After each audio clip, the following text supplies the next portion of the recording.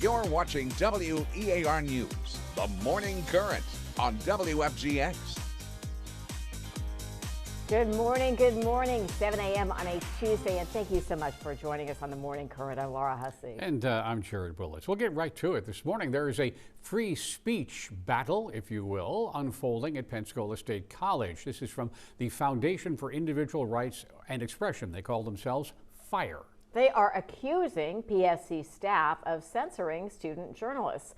FIRE says the college stopped students from publishing articles about LGBTQ topics. WEAR's Aria Circa now to explain how we got up to this point. Good morning. Good morning. Yeah, FIRE says administrators are citing Florida's Stop Woke Act as the reason they won't publish the pieces with taxpayer dollars. This act regulates how schools address race and gender.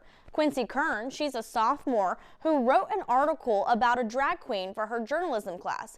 It was supposed to be published in a new arts and culture magazine produced by the school's journalism and graphic design departments. Kern says Dr. Brenda Kelly, the associate vice president of academic affairs at PSC, stopped the magazine from going to print. FIRE, the First Amendment group advocating for these students, wrote a letter to PSC president Dr. Ed Meadows.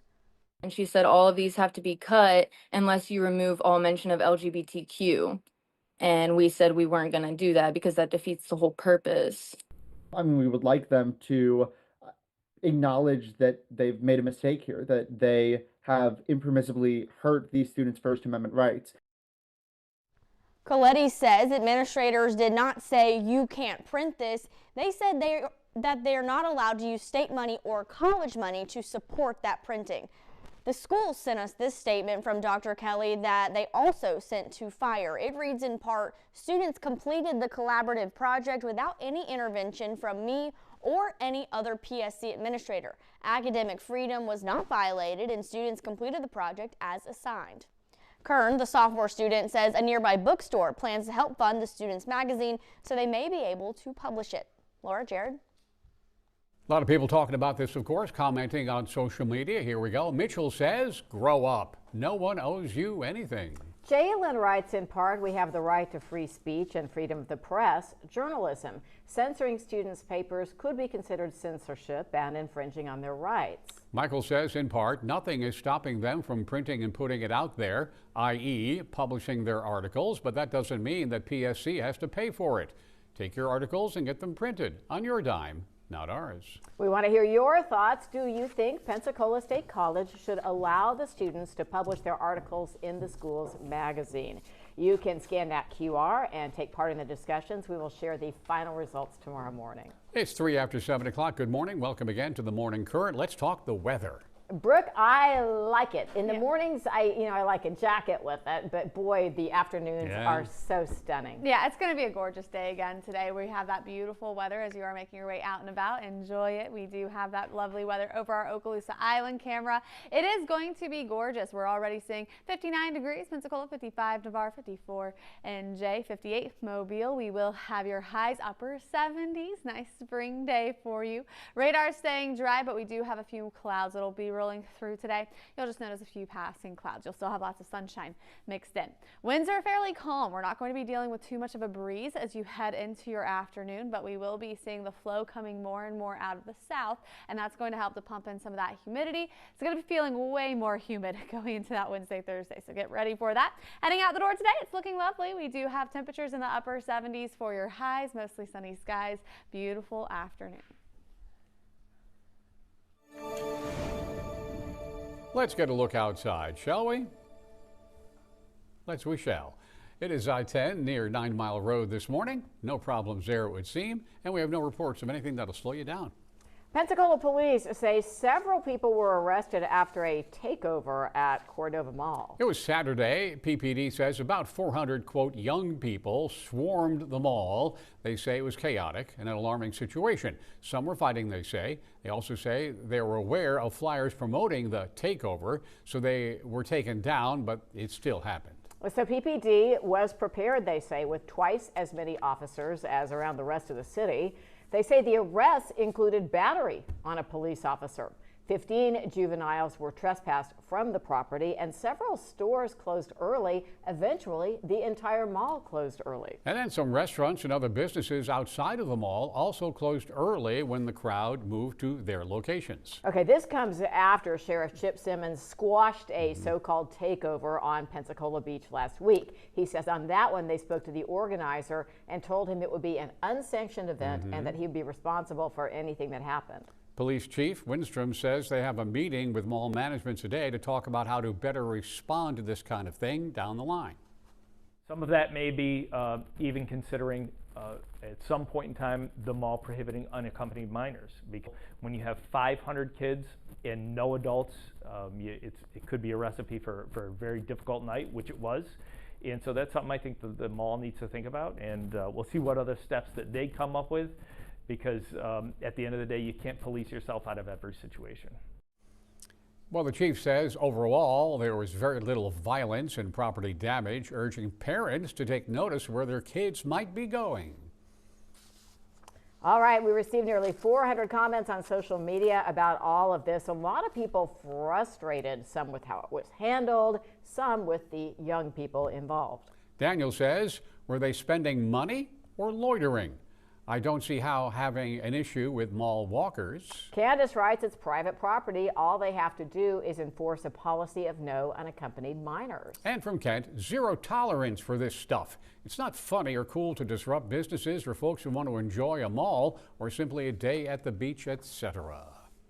All right, American Idol is coming to Pensacola to celebrate what they're calling it. Are you guys ready? What? Pensacola. Oh my goodness. I can tell you everyone in this building is excited. Aria was coming in singing the same song that she was singing last night. So we have the excitement in this building. Yes, we do. Oh, it gives me chills. Keela Richardson Yeah. did make it to the top 3. That's what we were expecting her to do. So that turned the switch on for the homecoming parade and concert tomorrow night downtown at the Hunter Amphitheater at the park. And it was a big night last night. Randy Jackson and Paula Abdul back in the house. River Deep, Mountain High. What a dynamite song for Keela to perform with the dancers in the background, Dancing with the Stars pros, as a matter of fact. 4:30, a second line procession leads everyone down to the Community Maritime Park. Their gates will open at 5:30 for the concert, which is specifically at Hunter Amphitheater, but it will be shown on the Jumbotron in the stadium as well. Kalante Gavin performs at 6:30. Keela is on at 7. Tickets are sold out, but there's still some overflow available in the stadium. Yeah, and they're free, but you have to register online. We have a link on weartv.com. And we will be there. More than 450 comments. Let us read some of them, starting with Stephanie. Yay! They could not have picked the top 3 any better. Way to go, America, with your voting. From Lucinda, congratulations. So excited to see her concert and parade. I knew her from her audition. She would be top 3. So proud. And Damon says, a beautiful woman with a voice and so much more. Just watch her baby boy. He shows the true mom devotion of a caring mother and a strong woman. Agreed. I live for those shots of Drew just singing along with his mom. Here on the Morning Current, we love to see what's going on in your world. Love to see some pictures, maybe even a video or two. You can text WEAR-TV to 95577 or go to our website and just choose Chime In. Stay with us. We'll look at that shooting in Washington, D.C., not too far from the White House. What happened before Secret Service agents exchanged shots with a suspect? And dozens of sloths dead in Florida. We'll talk about the attraction that never opened and who's under investigation now. But for the moment, how about more than a coffee break? How about a toast tequila? Here's tequila, #1, our American Idol. You bet.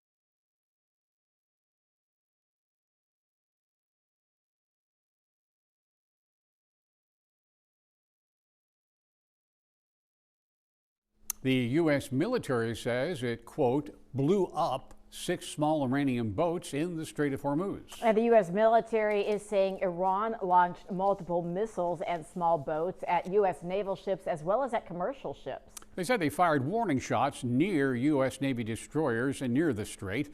Iran media reporting a U.S. ship was hit by a missile from Iran, but the U.S. says no, that didn't happen. And the back and forth continues. Meanwhile, military leaders are saying that 2 U.S. flagged vessels successfully passed through the strait under the initiative they're calling Project Freedom. All of this coming during prolonged negotiations and continued inflammatory rhetoric between the Trump administration and Iran.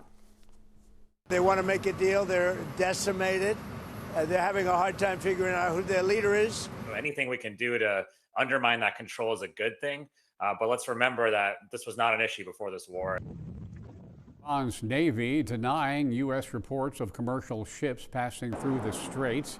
The experts, of course, worry if the strait doesn't open soon, gas prices could hit $5 a gallon. Today's average nationally, $4.48. Let us know what you think. There's a QR for you. Take out your phone and scan that to answer this question. Do you think President Trump should take action to directly address gas prices? We will have those results for you tomorrow morning. Secret Service says they shot a gunman yesterday after he fired at agents and officers near the Washington Monument. That gunman is in the hospital now, listed as stable, and a male juvenile believed to have been shot by the suspect was also sent to the hospital. We are told those injuries were non-life-threatening. All happened about 2 blocks from the White House. Plainclothes Secret Service officers saw the suspicious person, who they say appeared to have a gun.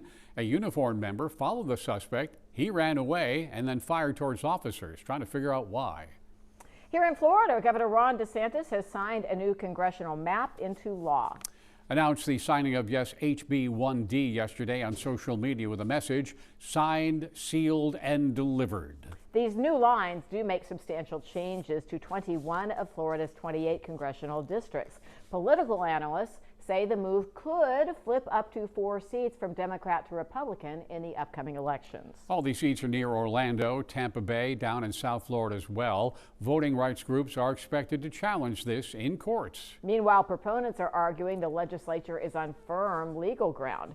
Same kind of thing going on in Alabama, where groups gathered outside the state capitol protesting a special legislative session. The session called last week to approve a new state voting map there. Alabama's Attorney General filed an emergency motion, says Supreme Court was wrong when it ruled in 2023 that Alabama must use a court-drawn map that added a majority black state Senate district. They want a state court to rule by Friday so the state would have time to redraw their map for the 2026 primary election, which is coming up May 19th.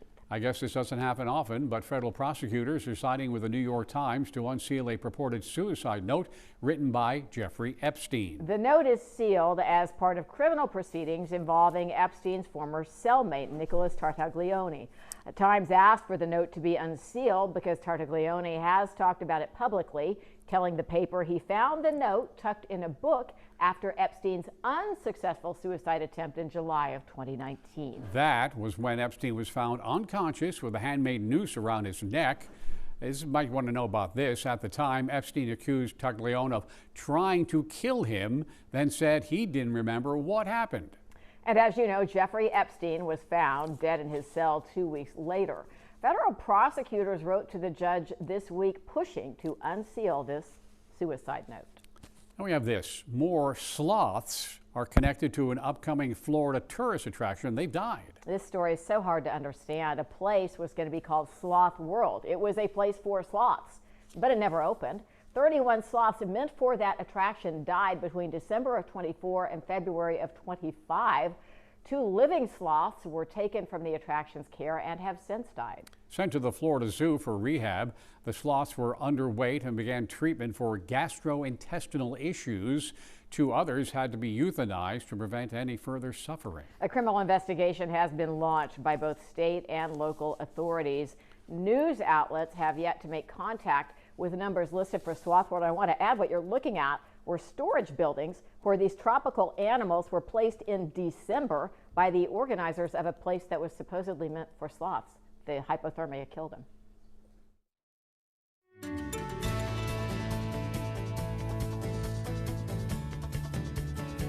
Technology getting out in the Gulf. This is pretty cool. Yeah, 2 teenagers safe now after a water rescue over the weekend because of a remote controlled life raft. Yeah, this was in Baldwin County. The deputies say the strong current swept a couple of teenagers hundreds of yards away from shore. And this is the first season the department is now using this U-Safe remote control buoy device. Goes about 10 miles an hour, which is certainly fast enough. Automatically goes into action when it hits the water. Deputies have used it 3 times since the beginning of spring break. Yeah, they say that it saves time, which of course is critical in these situations. They're able to put fewer bodies in the water. Now, the cost of the device for one device is $10,000. They say that obviously pales in comparison to saving a life. Yeah. As always, we'd like to know what you think. Should other counties in Northwest Florida acquire the U-Safe remote-controlled rescue devices? Scan the QR. Let us know what you think. Results coming to you tomorrow. All right, meteorologist Brooke Richardson, another beautiful day. It seems like these cool mornings are a bit unusual for May. I don't know if they really are. It's fairly typical for this time of year. We're looking at some really nice weather today, though. It's looking gorgeous this morning. We are taking that look over our Hardee's camera. Beautiful start to your day. We had a gorgeous sunrise a little bit earlier. Now we're looking at a few passing clouds. We're going to be looking at a chance for some rain starting tomorrow. Now tomorrow, the rain chance is very, very low, so you don't have to worry too much about it. I know we've got Kila Fest happening tomorrow. It's not going to be too crazy rain-wise. We'll just have a few morning light sprinkles. So that's what we're watching, but the showers and thunderstorms do come in Thursday, Friday. That's where we do have your best chance of rain. Today is looking gorgeous, so we are looking at some beautiful sunshine. We're going to be seeing some of those clouds around for today.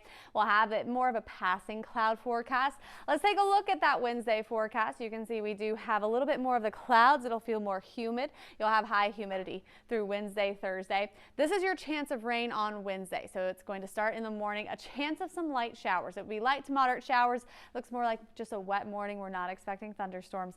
It would move on fairly quickly. By the time you hit 1 to 2 p.m., most of the rain will be gone, and it will be mainly to the north of us by that point, but our main rain chance doesn't come in until we get into your Thursday. So this is 11 p.m. Most of the rain still to the north. Heading into our Thursday morning, we'll have showers and we'll have some thunderstorms. We're looking at a line of storms to be moving through. Timeline here is those morning hours is around 10 a.m. You can still see some of those heavier pockets of rain, lightning in here. We'll have the chance of rain through about 2 p.m. at the latest.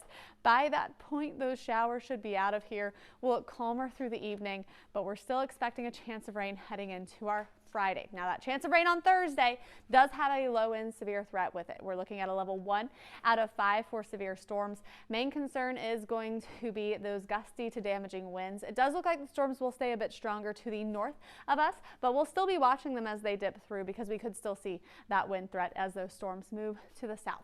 Talk about those temperatures now. Right now, we're waking up in the 50s, mid 50s inland along the coastline, looking at the upper 50s, 59 Pensacola. We're going to be in the upper 70s, low 80s today, and we're going to stay upper 70s, low 80s as we head through Thursday. Upper 70s Friday, Saturday. It's just going to be looking warm. Just a slight drop after those showers on Thursday, but not by much. Still going to be close to that average line. Seatown rain forecast, 1 foot for the Gulf. Winds are out of the south at about 5 to 10 knots, and we do have your yellow flags flying with a good chance we'll see those yellow flags throughout your day. Let's get you through your week ahead. You can see we do have some lovely weather for you as we head into today. We'll be looking at some sunshine on Wednesday with a small chance of some rain, and then as you head into Thursday, Friday, increase in those rain chances. Well.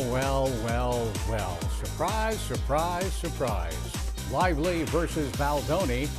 They reach a settlement. What we know about the deal in just a second.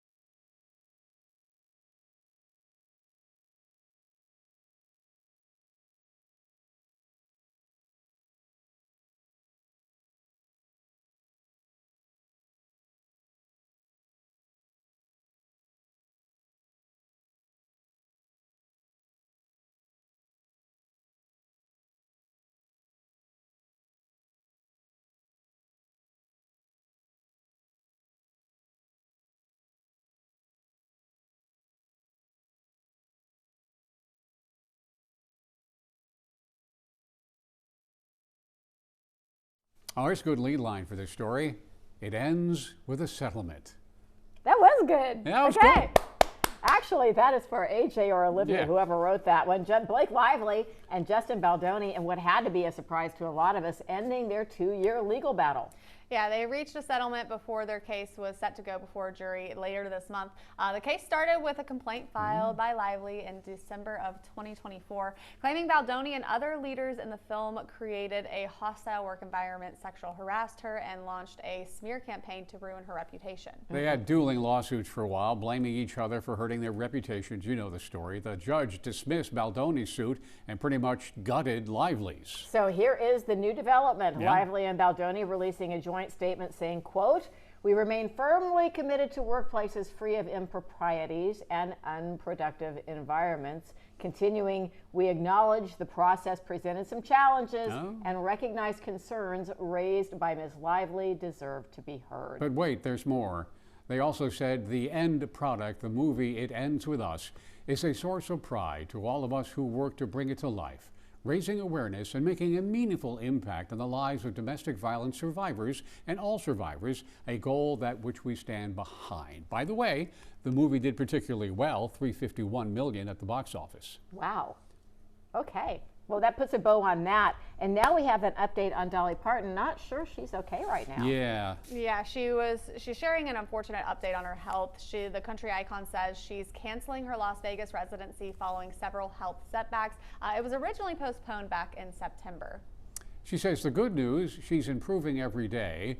She says she's always had problem with kidney stones and her immune and digestive systems over the last few years. Now, she says her treatments are working, but they make her what she calls swimmy-headed, not ready to go on stage. Dolly, always with the humor, comparing herself to an old classic car. Quote, "When they raised the hood on this old antique, they realized I need to rebuild my engine, that my transmission is slipping, my oil pan is leaking, and my muffler is busted. My shocks and pistons need to be replaced." Man, she went on and on. She said, everyone all right? I don't know. She Okay. said, much like a revitalized classic car, she'll be better than ever. Yeah, she says she's still working on her businesses, recording music, going to Dollywood, and writing a Broadway musical. So, Get well soon, yes. Dolly. No kidding. All right.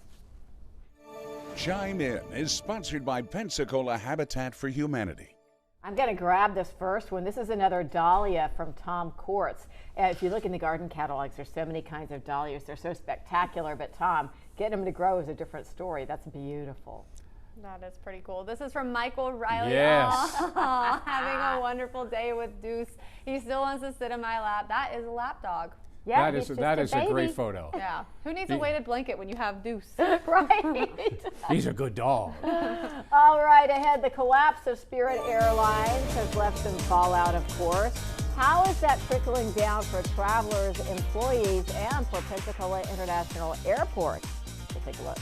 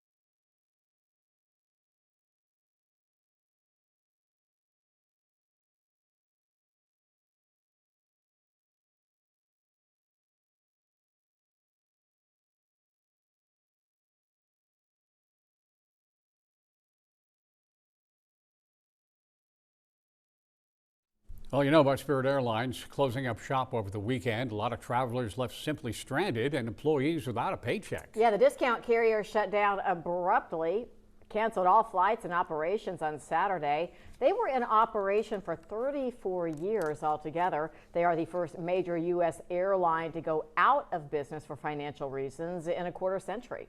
Now, the travelers who are stranded may get some relief. Some airlines have offered capped ticket prices or rescue fares, most around $200 to help the people who bought a ticket and have no plane to get on. Spirit's employees are having to deal with the aftermath as well. Yesterday, some former employees came together at a gathering in front of the company's now defunct headquarters here in Florida. Now, Pensacola's International Airport is trying to fill the gaps left by Spirit Airlines. The closure, again, it happened on Saturday. The airline made up of about 7% of flights in and out of Pensacola. And it appears two other airlines have stepped in. Breeze and Frontier, we are told, are now bridging the gaps in schedule left by Spirit. Matter of fact, there's still one Spirit plane grounded at Pensacola International. It hasn't been used since the operations halted. Even with Spirit ceasing operations, Pensacola still has 7 different carriers from which you can choose. What we're seeing is the other airlines coming to the forefront to kind of make up that vacuum for service, specifically Orlando and Fort Lauderdale. A third-party vendor called Prime Flight has been the one overseeing Spirit's operations in Pensacola. Right now, they are still working to iron out any hiccups that came from the shutdown. You recall over the weekend we talked to that lady from Chicago whose luggage was stuck at the airport, locked at a Spirit office. We have learned that this Prime Flight staff has started the process of getting that back to her.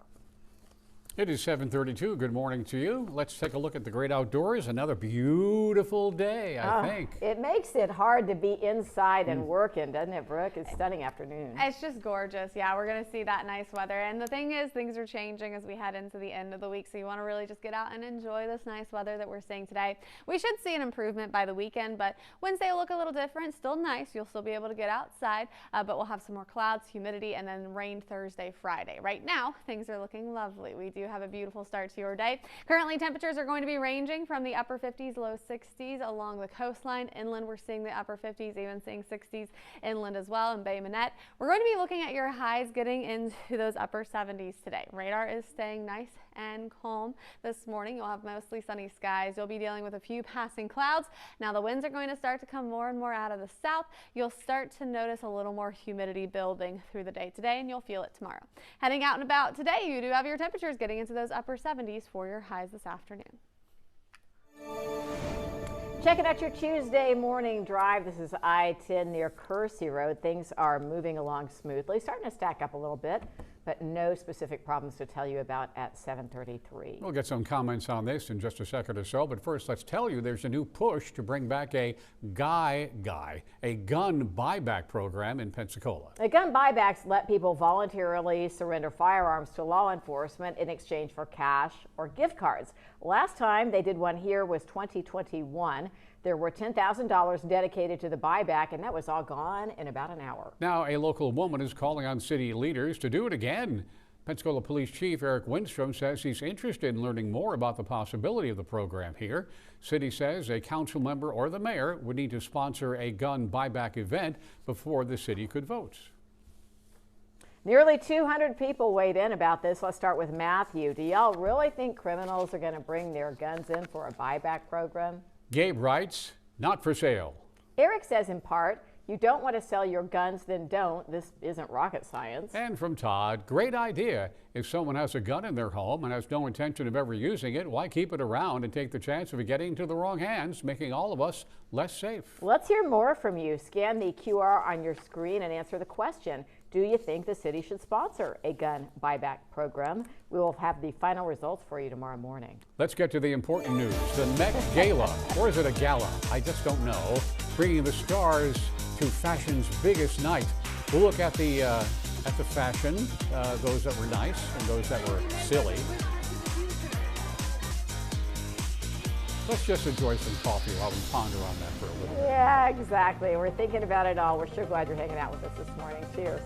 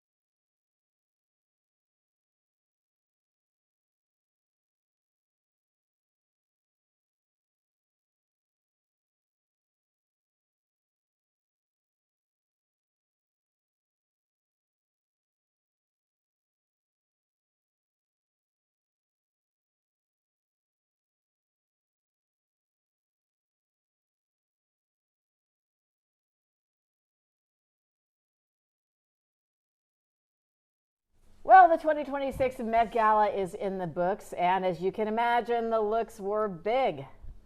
The dress code was what? Fashion is art. Fashion is art, costume art. We want to bring in AJ because she is our pop culture leader. Based on the Costume Institute's exhibition, there was a special focus, AJ, on the human body.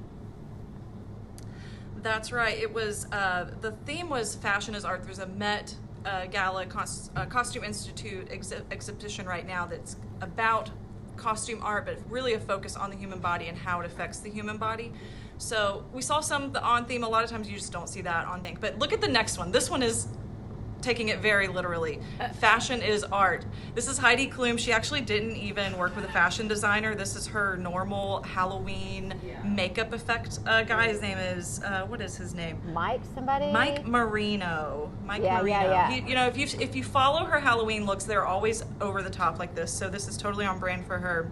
And then body, what makes the clothes, or is the clothes the focus of fashion? I don't know. She explained it better. We need Aria. In the real world, if you notice a man's suit before you notice the man, he's made a mistake. Ah, okay. All right, as if that wasn't good enough, we have more secret lives of Mormon wives. Like, I can't believe, AJ, that we get this 2 days in a row, but there's more, right? It's a great week for Mormon wives. So we've been talking a lot about Taylor. This season is going to air this summer, and that it will air at some point so that it finishes airing before they start filming the next season of The Bachelor. So we will see what happens. We know how we got to this point, but I guess we'll just have to sit and wait and see and put our faith in reality, Steve, and see if he's right. Now, if this happens, I will be vindicated, because I always said. All right. All of our stories, every last one of them, available on YouTube.com. Just go there and search out WEAR News, and you can watch all our stories, the ones that interest you the most. Share them with your families and take your time anytime. Back to the news on the Morning Current. Maintaining access to the abortion pill may have the support of the Supreme Court. We'll talk about the temporary court order, how long it will last, and when the High Court will make a long-term decision.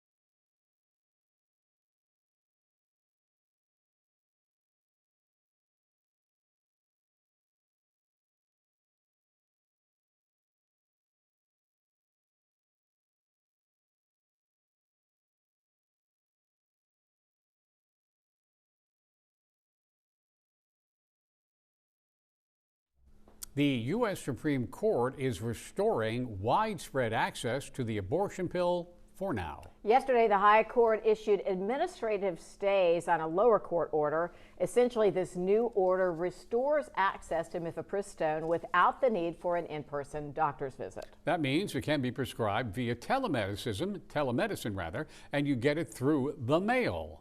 Yesterday's order expires next Monday, May 11th. The justices are expected to decide before then, though, whether they will grant an extended stay. This all goes back to a case originally brought by the state of Louisiana, claiming that the FDA did not consider these safety risks when allowing abortion pills to be prescribed without in-person doctor visits. Drug makers and public health organizations claim the drug has a lower adverse effects rate than penicillin or Viagra.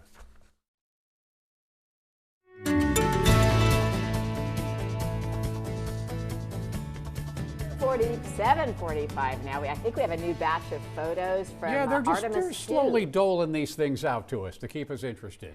Yeah, the crew traveled precisely 694,481 miles around the moon. Goodness gracious, for the first time in 50 years. And these are the new images. I love the black and white. Long exposure shots of stars, close-ups of the moon's surface, a solar eclipse, the Milky Way. They primarily used Nikon cameras and iPhone 17s for these images. I think that one is my favorite. How absolutely gorgeous is that? Chills. I know you guys like space, especially Jared likes space way better than I do, but man, when you see those images, it's something else. Really, really good. Yeah, pretty cool. Earth side, we're looking pretty cool too. We're looking at some beautiful weather today. So if you are going to be heading out and about today, gorgeous day, just like yesterday. We'll have a few more clouds that'll be passing through, but still mostly sunny skies. Heading into your day Wednesday, you'll notice some clouds around. We'll have a little bit more of those clouds. It'll be more humid as well. Small chance of rain, but I would not worry about the rain. I know we do have Gila Fest tomorrow. We are looking at possibly just some morning showers, but it would clear out as you head into the afternoon. Today, it's going to be sunny. Thursday, Friday is your rain days, so that's where we do have the best chance of some showers and thunderstorms. There's a look at your radar right now. We do have some clouds already this morning. You'll have the cloud cover increasing. Let's look at that Wednesday forecast again. The rain should be in the morning, and it's isolated. The overall chance is just about 10%. You can see that here from about 7 to maybe 11 noon for the light showers. They move out. The rest of the day looks nice. We will have some showers and thunderstorms to our north. That is going to be our line that dips south as we head into Thursday. Now, the storms are going to be a bit stronger up here, but as they do make their way south, they could still hold on to some of that strength. So we're watching a low and threat of severe weather with this timeline. You can see in the morning hours as we go through the commuting hours all the way until about 1 to 2 o'clock for the rain, and then it clears out for the evening. We're still not done with the rain. We'll have another chance of rain heading into your Friday, so we'll be watching Friday as well for our best chance of some showers and thunderstorms. Now there's a look at that low and severe threat, level 1 out of 5 for severe storms. We'll watch this as those storms move through. Overall risk is low, but we can't rule it out, so watch closely for that Thursday morning. Here's a look at your temperatures. Right now we are in the 50s and starting to see some 60, 64 in Destin right now, 60 Bay Minette. We're going to be looking at your highs today, getting into those upper 70s, low 80s. Very warm afternoon for you. We're going to be seeing that warmer weather Wednesday, Thursday. That's because of that humidity. It's going to be much warmer as you go through that Wednesday, Thursday. Behind that first system that brings us some rain Friday, temperatures will drop slightly, not much, but we'll get into the upper 70s for Friday and Saturday. Seatown rain forecast. We do have 1 foot for the Gulf. Winds out of the south at about 5 to 10 knots, and we do have your yellow flags flying with a good chance we could see green flags later today. Let's get you through your week ahead. It's looking lovely. Temperatures upper 70s today, 80s as you go into Wednesday, Thursday. We have our best chance of rain on that Thursday. We'll be looking at a high rain chance Friday as well before rain chances start to drop off. Keeping an eye on your Tuesday morning drive, let's pop up the live shot of I-10 and Davis moving steadily here. The usual slowdown spots start getting loaded up this time of day, so just be careful out there. It's 7:49. On the way, burning some calories. That's always a good idea. How about burning your anger at the same time with a rage room?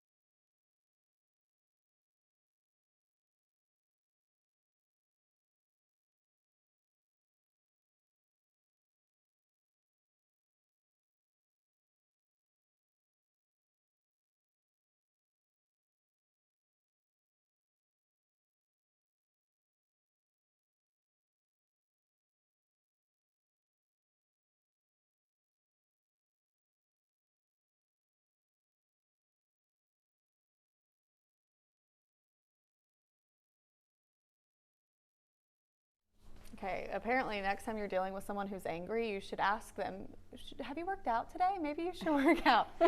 Don't do that. But if you're angry, you may need to work out. Not just work out, you need to, well, like hit things, I guess. These were popular for a while. Rage workouts. Rage workouts. So you hit workouts. things during your workout, like with a sledgehammer. You know, inanimate objects, of course, not people, but it's coming back. Apparently you're using the anger as fuel. Ah, okay, so fans say it's a double boost for your body and your mental health. I kind of disagree with this. I think sinking into rage just sinks you into rage, but you're like yoga meditation. Yeah, I'm that girl. I'm going to deal with it like this. Yeah. But, they talked to a gym owner who has like a rage room workout class, and they take things like Jared said, everything from drumsticks to punching bags, and he said people feel better after they hit and punch and bang on things. They do it to really loud metal music, I think, to really my God. make it get a good feel. Yeah, some people say it's such a release. They cry during classes, and experts say it can provide emotional or stress relief and a sense of control. Okay. Cathartic, beneficial, they say, when it comes to managing stress. You decide. This is nice here. This is what the experts say, Laura. This is what the experts say. Keep in mind that rage workouts can't be the only way to deal with your emotions. You know, sometimes people do like the ice bath and then the sauna. Maybe people should rage room and then like yoga meditate. There you go. Get it all out. You'll be a new person when it's all over. Let's chime in. Chime In is sponsored by Pensacola Habitat for Humanity. Check out Lola, everybody. This is from Angela McLeod. Lola is ready for a day in the sun. She's looking good. And this is from Alan Cat Snyder. Walked out on the front porch and there was an owl. Oh my gosh. Looking at him, not afraid. I love owls. I do. I love this shot. That's That's a barred owl. We'd like to talk about owls for more, but we can't. We're out of time. We're being played off the stage, but we'll be right back.